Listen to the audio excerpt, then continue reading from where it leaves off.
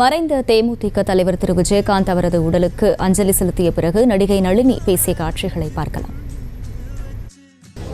எல்லாருக்கும் வணக்கம். இன்னைக்கு நீங்க எல்லாரும் வந்திருக்கீங்க. உங்க எல்லாருடைய பேரையும் நீங்க இவ்வளவு நேரம் நிக்கிறதையும் பார்த்தாருன்னா, இங்க படுத்துக்கிட்டு இருக்காருல்ல எங்க அண்ணன், அப்படிலாம் விட மாட்டாரு. நீங்க எல்லாரும் கம்ஃபர்டபுளா இருக்கீங்களான்னு முதல்ல பார்ப்பாரு.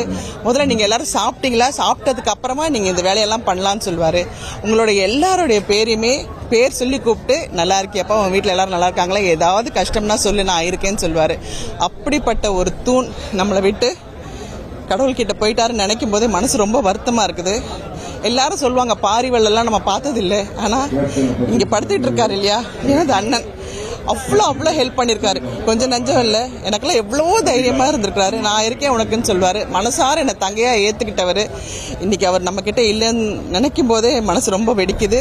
அந்த குடும்பத்துக்கு நம்ம எல்லாரும் இருக்கோங்கிறத காட்டணும்.